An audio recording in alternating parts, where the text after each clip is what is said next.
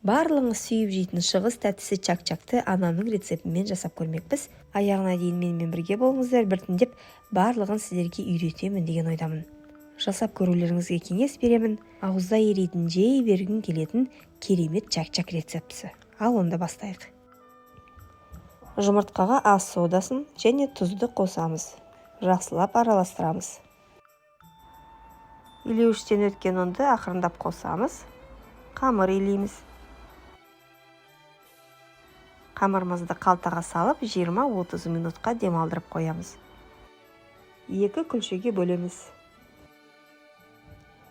Әрқайсысын оқтаумен жайып шығамыз. Қамырды жайғанда да қатты жұқаламаймыз. 2 күлшені жайып болған соң, оның кепкенін күтейік. Оған дейін майыңызды қазанға құя беріңіз.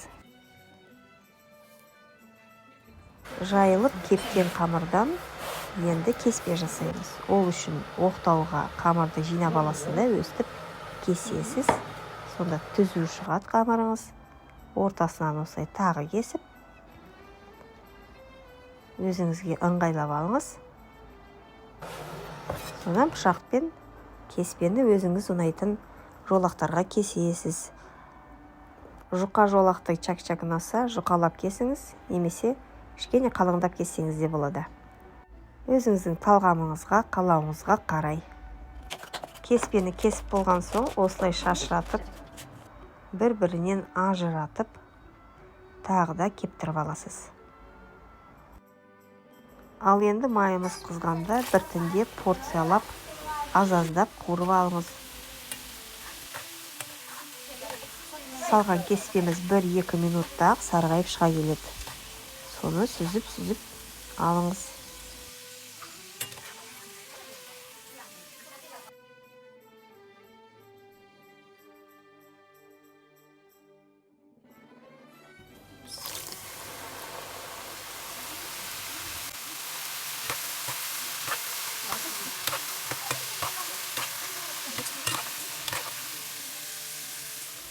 Мінеки барлық чак-чактың кеспесін пісіріп алдық қуырып.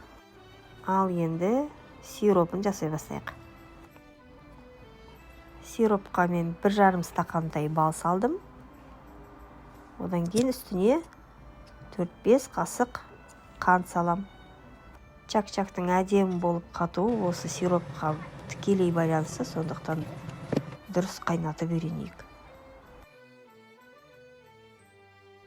Ақырын отта ағаш қасықпен араластырып тұрып, 5-10 минуттай қайнатамыз.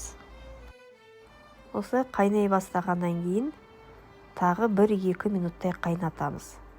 Сироптың дайым болмауы былай білсе болады.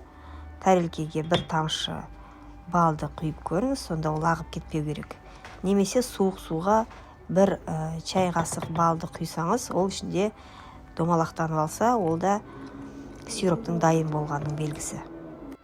Мейіз бен жаңғақ қосуға сіздерге кеңес беремін. Сол кезде чак-чактың дәмі одан да дәмдірек болып кетеді.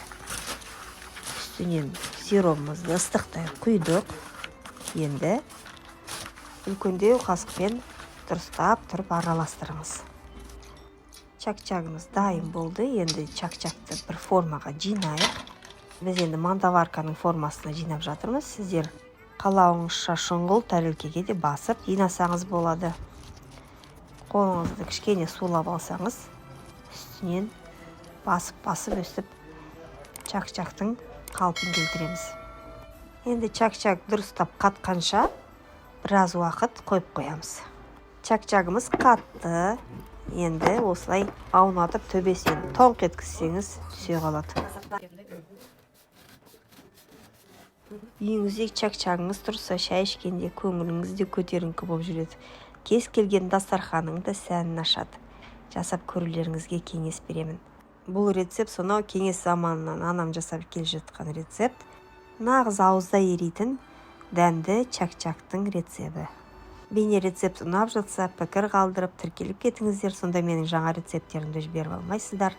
Аяғына дейін назарлағаныңыз үшін рахмет. Шайларыңыз тәтті болсын ағайын.